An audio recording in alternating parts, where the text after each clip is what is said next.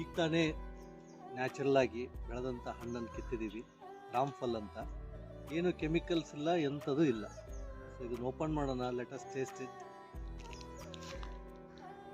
ತುಂಬಾ ಚೆನ್ನಾಗಿದೆ ನೋಡಿ.